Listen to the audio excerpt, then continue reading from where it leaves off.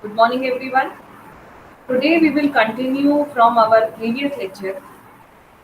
Yesterday we were discussing about cyclopentadienyl complexes, which are generally known as pentahedral complexes. So we saw that so many transition metals they are known to form very stable complexes with the cyclopentadienyl anion, and generally these complexes they are known as metallocenes. When they are homoleptic in nature, they are known as metallocenes. So we were discussing the structure and bonding of metallocenes, and today we will continue with that. So we were discussing the structure and bonding of ferrocene. And in the ferrocene, we know that the iron atom is present between two cyclopentadienyl rings in a sandwich form. So we can explain the structure of this complex by using the molecular orbital theory. So yesterday in the previous lecture we saw about the general features of the structure of ferrocene, and today we will see the detailed treatment of structure of ferrocene using the molecular orbital theory. So according to the molecular orbital theory, we know that the atomic orbitals they undergo linear combination of atomic orbitals, and after that LCAO, what happens? Equal number of molecular orbitals are formed. Now, half of them will have energy lower than the atomic orbitals, and half of them will have higher energy as compared to the atomic orbitals. So basically, what happens during this linear combination of atomic orbitals, there is distribution of energy among the molecular orbitals, and some of them are having lesser energy and some of them are having greater energy. So the molecular orbitals, those having energy lesser than the atomic orbital, they are known as bonding molecular orbitals, and the molecular orbitals having energy greater than atomic orbital, they are known as anti-bonding molecular orbitals. So when you consider the bonding in ferrocene, we know that in the ferrocene we have iron atom and we have two cyclopentadienyl ion. So first, let us take the cyclopentadienyl. Here we have a five-membered carbon ring, and on the five-membered carbon ring, each of the carbon is containing a unhybridized p orbital. So this thing we discussed in the previous lecture that how the carbon atom in the cyclopentadienyl, they all are sp2 hybridized. These sp2 hybrid orbitals they are oriented from each other at an angle of 120 degree, and the remaining unhybridized pz orbital they are available on each of the carbon atoms. So since we have five carbon atoms present in the ring, we have five p orbitals, and one is present on each of the carbon atom. So now these, because we are considering the pi electrons only, now these five p orbitals on each of the carbon atoms, they are available for the orbital formation. So what will happen? They will undergo the linear combination, and after this LCAO, you will get equal number of molecular orbitals. So 5p orbitals are undergoing this linear combination. So as a result of this, we will get 5 molecular orbitals. Now among these 5 molecular orbitals, the 3 are bonding molecular orbital and 2 are anti-bonding molecular orbital. So it means that the three MOs they have energy lesser than the p orbital, atomic orbital, and the two MOs they have energy higher than the p orbital. Now the most strongly bonding overlap, all the wave functions on one side of the ring have the same sign. It is designated as A. So in the molecular orbital, when all the p orbital, all the p lobes, they have similar phases on one side.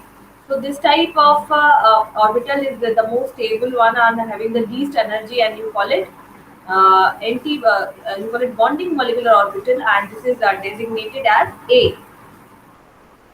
When you go at a slightly higher energy, there is double degenerate set of molecular orbital which you call E1, and each of which has one nodal plane. Then this is followed by another doubly degenerate set of molecular orbital with two nodal planes and yet higher energy. So now you can imagine that out of the three molecular orbitals, bonding MOs, one is you call it A. The other two are other two bonding MOs. They are doubly degenerate set, and they each one of them is called E1, and the two anti-bonding molecular orbital, which are again present at a more higher energy, they have two nodal planes, and this you can see in this diagram. I will show you it here. So this is the p orbitals of cyclopentadienyl. They are undergoing the LCAO, linear combination of atomic orbital, and after the LC, what happens here? We have five molecular orbitals. So as I told you, we have three bonding molecular orbital and two anti-bonding molecular orbitals. So you can see here this molecular orbital form in which all the positive lobes of the p orbital, they are on the same side, and all negative are on the same side. So similar phases present on the same side. This is the bonding molecular orbital designated as psi1. It is strongly bonding in nature. After that, when you move up in the energy, you have to doubly degenerate. These two orbitals, they are having the similar energy, psi2 and psi3, and they are weakly bonding in nature. So what happens? They have one nodal plane in them. When you still move up into the energy profile, you get psi 4 and psi 5, and these are having the highest energy among the MOs of cyclopentadienyl, and they are of anti bonding in nature. So they have two nodal planes here. So after the LCAO in the cyclopentadienyl, you get psi1, psi2, psi3, psi4, psi5. Psi1 is strongly bonding. Psi2, psi3 are yet bonding in nature but weakly bonding. And the psi1 is, you call it A. You designate it as A. Psi2, psi3 you designate it as E1. And psi4 and psi5, they are strongly anti-bonding in nature, and they are having the highest energy, designated as E2. So this is the LCAO for cyclopentadienyl. Now, to construct the 10 ligand group orbitals of ferrocene from two cyclopentadienyl ion, because we have two cyclopentadienyl ion, and now we have 10 p orbitals, 5 on each of the ring.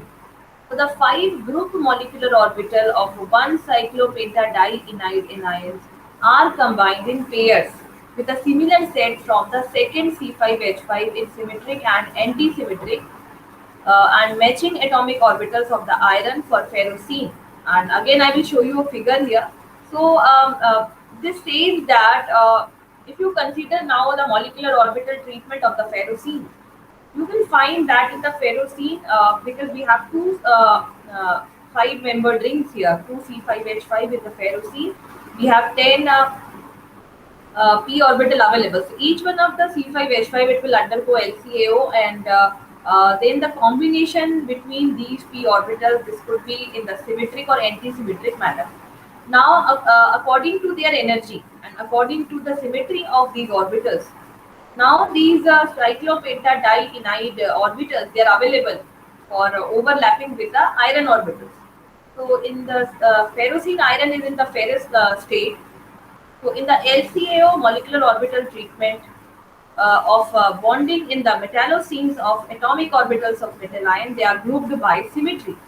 So here for the ferrocene, the metal orbitals are designated as D, Ez square, which is known as A1. Then you have PZ, A2U, EXZ, YZ, YZ, E1G. These are the triply degenerate orbitals. Then PX, PY, E1U, TXY, EX square, Y square, E2G, where A and E, they indicate what? Non-degenerate and degenerate. Okay, where G and U, they represent symmetric and anti-symmetric nature of the orbital. So when you have A written somewhere, it is indicating the non-degenerate orbital, and E represent the degenerate orbital. And when you have G and U, it represent the G-red and un-G-red, that is symmetric and anti-symmetric nature of the orbital. So here A means this A is what it is? Non-degenerate orbital. And again you have a non-degenerate orbital. E represents the degenerate orbital. So this degenerate orbital, they are actually, we have three different orbitals, and E again represent the degenerate orbital. And when this small subscript is written here, the U represent antisymmetric and G represent the symmetric nature of orbit. So now you can see here, these are the cyclopentadienyl orbitals, and they generally overlap with the metal orbitals of these types. So metal orbitals are written here: 3 dy z, then 4p y, 4s, 3z square, 4pz. These are actually the molecular orbitals uh, present in the ferrocene. They are in the matching symmetry with the iron atom. You know that for effective overlap to take place, for a strong bond to be formed, it is very much required that the overlapping orbital, they must be similar in energy, right? So the molecular orbital present on the ligand, they should have exactly matching energy and symmetry with respect to the metal orbital. Then only there will be an effective overlap. So as we know that ferrocenes, the metallocenes, they are very stable compounds. So of course the overlap takes place between the molecules, molecular orbital of matching symmetry and matching energy. So here, if both the rings, they have positive lobes of their lowest energy orbital on the side near to the metal, then S and dx square orbitals would have the correct symmetry. So you can match actually with their symmetry, and when you match the symmetries of the ligand and the metal, then in that case you are able to draw a correlation diagram. So if the both the rings, they have positive lobe of their lowest energy orbital, which we are seeing as psi 1, and we were denoting it as capital A. So those lowest energy bonding molecular orbital on the ferrocene, on the you say C5H5. If they are nearer to the metal, then which metal orbital will overlap? S and dx square, because they have the correct symmetry. Now, if one of the ring has positive lobe near to the metal, and for the other ring the negative lobe is near to the metal, then what will happen? Pz orbital has the correct symmetry. So these are the two conditions. For psi1 of one C5H5 and for psi1 of another C5H5, because we have two rings here, right? So when the similar lobes are facing towards the metal, then S and dx will participate, and when the opposite lobes of the similar psi1 orbital, they are facing towards the metal, in that case the pz orbital of the metal, it will be having the correct symmetry for a good overlap. Now, we know that the energies of the two component sets, they are not too far apart. They do not differ so much in energy. So, soon you will see the possible combination. So here we can represent a bonding molecular orbital of the molecule. And for the simplicity, so many other possible combinations are not shown here. Just like the bonding combinations, we can also have an equal number of anti-bonding combinations here, but they are not shown. So it is quite apparent that no metal orbitals of appropriate symmetry are available to combine with the degenerate ligand set labeled as E2U. The degenerate orbital set, which we have denoted as E2U on the ferrocene, sorry, on the C5H5 on cyclopentadienyl. The metal orbitals, we do not have any metal orbital to overlap with them, because no metal orbital is having any matching symmetry with respect to these E2U orbitals. So the interactions with the metal orbital having appropriate symmetry for the overlap lead to a metal ring sigma bonding, and this happens when we have psi 1 pi bonding through psi 2 and psi 3, and sigma bonding through psi 4 and psi 5. So it may be noted that the correct symmetry will not necessarily lead to appreciable bonding interaction, but in fact, for this purpose, it is also necessary that the orbitals, they should be of a similar energy.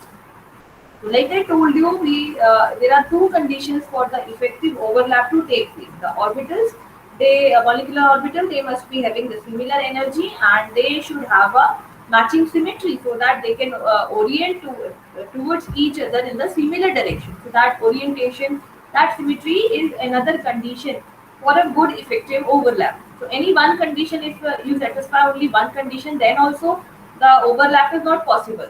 For effective overlap, both these two conditions needs to be satisfied.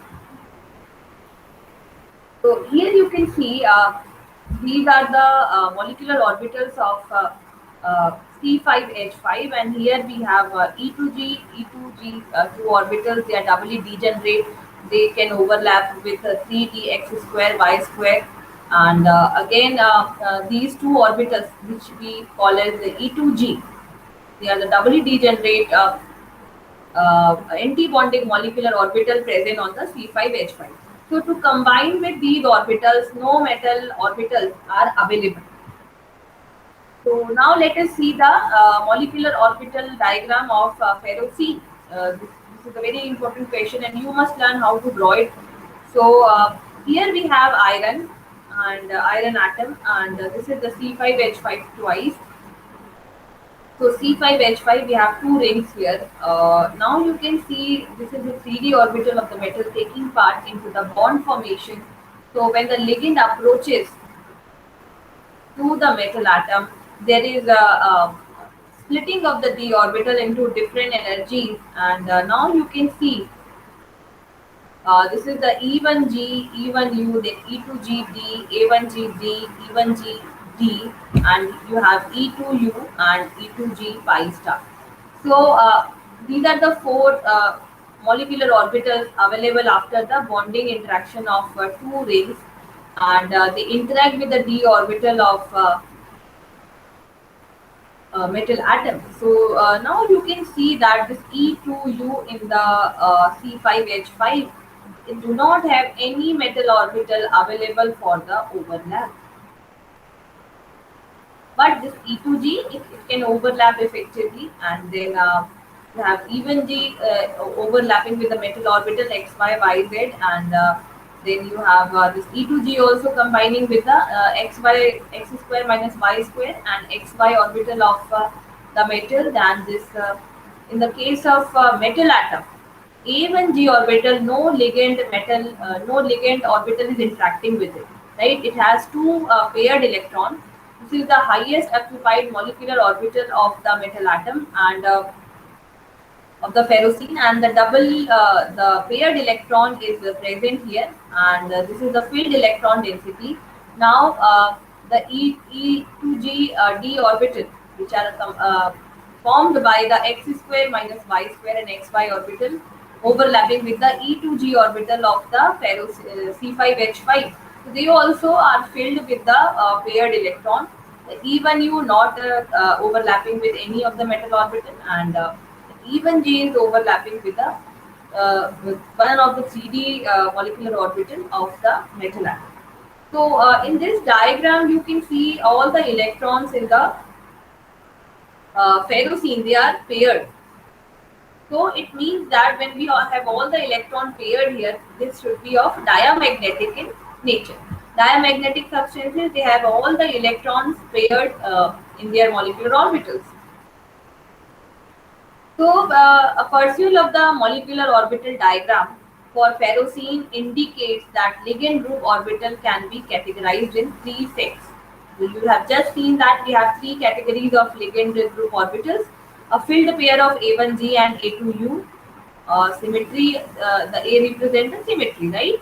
And a higher energy filled set of E1G and E1U symmetry, and even a higher energy unfilled set of E2G and E2U symmetry. So these are the three categories in which the ligand orbitals can be grouped. Now you can notice that the metal dxz and dyz orbitals, they are overlapping more effectively with the C5H5 orbital than the metal S A1G, PX, PY and PZ orbital. So the d orbitals, they are very much effective when it comes to overlap with the cyclopentadienyl group orbital than the other s and p orbitals of the metal atom. So these bonds are believed to provide most of the stabilization that holds the ferrocene molecule together. We know that it is very stable complex. Metallocenes are very stable, and the ferrocene is actually extremely stable complex. It can be prepared by the direct action of cyclopentadienyl on the iron. So you can account that stability to these molecular orbitals overlapping like this. The anti-bonding E2G ligand orbitals, they interact with the metal 3 dx square minus y square and 3 dxy orbitals, producing slightly bonding molecular orbital which comprise mostly of the metal orbital. Based on the above simple molecular orbital picture, it is not surprising that the ferrocene, in which all the 9 molecular orbitals of the lowest energy are occupied by electrons, and therefore it is the most stable metallocene. So this could be another reason for the very high stability of ferrocene, that all the electrons, they are present in the paired condition in the lowest energy molecular orbitals of bonding nature. That is why this compound is highly stable. So the stability of the metallocene, stability of the ferrocene, you can account the stability to the very effective overlap of the metal and cyclopentadienyl orbitals, and also to the electronic configuration. All the electrons are present in the lowest energy MOs. So, if in ferrocene only all the bonding and non-bonding orbitals are filled, non-bonding orbitals are actually not filled. Okay, so then 9 electron pair, total 18 electron will be necessary. So this confirms 18 electron group. Now, if the compound, the metal orbital that is containing filled electrons, if they have any unpaired electron, right? In that case, if the unpaired electron is present, in that case, what will happen? Uh, the compound could be having different colors. So these are the different metallocenes listed here, and their color is mentioned in this column. The number of unpaired electron present and the electronic configuration. So the first is CP2V, that is vanadocene, and it is of pink color having 3 unpaired electrons, and the configuration is E2G2 and A1G1. Then you have a chromosine, and it is of a red color having 2 unpaired electrons. This is the electronic configuration. Then you have a CP2Mn, that is magnosine, and it is of amber color, 5 unpaired electron, and the electrons are present on these orbitals. Then the ferrocene, orange color, but it does not have any unpaired electron, and this is the reason why this is the most stable type of metallocene. And this is the electronic configuration. Then cobaltocene of pink color and niclocene of green color. They have 1 and 2 unpaired electrons. So these are the different type of metallocenes.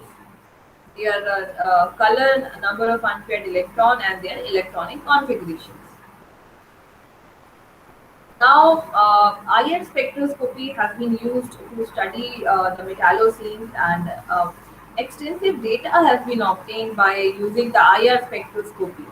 And in the IR spectroscopy, the data that has been extracted, you can identify the metallocene by data. The stretching frequency, characteristic stretching frequencies you can see here, and when you have to identify any metallocene, these are the characteristic vibrational frequencies one must see in the IR spectroscopy of in the IR spectrum of any metallocene. So now let us discuss the characteristic properties of metallocenes. So we have different type of metallocenes, but when you look at them in a broad sense, you can actually classify them. So we can classify the pentaheptocyclopentadienyl complexes in 3 different categories. We can divide them into 3 categories, and this is on the basis of their structure. So the first category is MCP2. MCP2, where M is the metal atom and Cp is the C5H5. So these are the simplest type of metallocenes. They are symmetrical in nature, so they are the homoleptic type of complexes.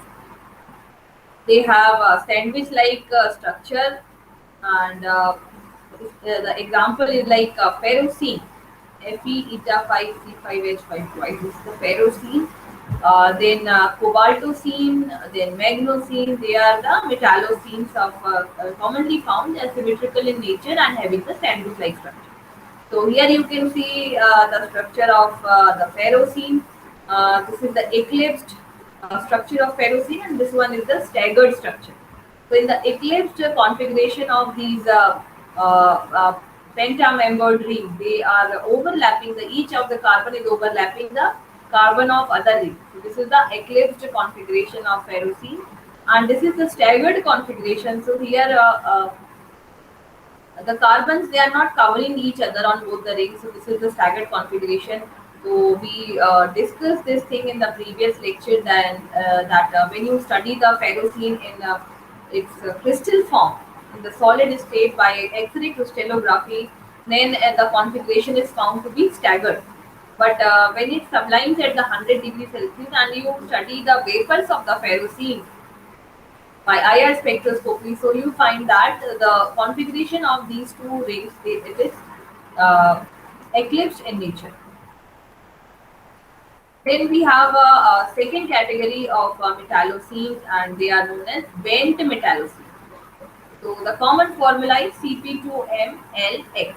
So here we have another ligand present, L, having this could be in X number, but we for sure we have two rings here. So two Cp rings are present in these type of metallocenes, and the M is the metal atom. But in addition to this, some other ligands are also present. So you can say that these are the heteroleptic type of complexes, and generally we call them bent metallocene.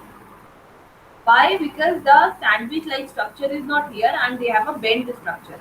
So you can see that the two rings, they are attached to the metal atom, forming an angle less than 180 degree. But here in the previous category, in this category, you can see the rings, they are forming an angle of 180 degree with the metal, right? So they are not bent, but here when the angle is less than 180 degree, you can say that this is a bent structure. So this is due to the presence of other ligand attached with the metal atom, because so many other ligands are also present here. So these both the rings, they orient themselves in such a way so as to minimize the repulsion. So in the bent metallocene, the common formula is Cp2MlX, and in the here the plane of the two cyclopentadienyl rings, they are at an angle, and L represents some other ligand. And what are the other ligands that could be present here? So we can have hydride, like here in this case. You can have alkyl and aryl groups. You can have halide, like the fluoride present here. Alkene, carbon monoxide. As we know that CO are the most common ligand present, and even you can have a monoheptocyclopentadienyl group, and H may have values generally from 1 to 3. So the other ligand could be monohepto C5H5 as well, in which your metal atom is attached to only one carbon of the C5H5. So in that case, it will behave like a sigma bonded ligand and a monohepto ligand. So some of the examples are shown here. This is the Cp2ReH, then Cp2TiCl2, that is a bis-cyclopentadienyl rhenium hydride, bis-cyclopentadienyl titanium chloride, and this is a bis-cyclopentadienyl tantalum hydride. So in this way, you name them according to the IUPAC nomenclature rules. Now, in the third category, we have another triple deckers. These triple deckers, they are having three Cp rings. So the common formula is Cp3M2. As you can see the structure, they are very interesting complexes. And since they are forming the three layers, having two metal atoms sandwiched between the three CP rings, so they are known as the triple deckers. And the most common example is CP3Ni2. So how you will name it using the IUPAC nomenclature? Tris cyclopentadienyl nickel dinickel.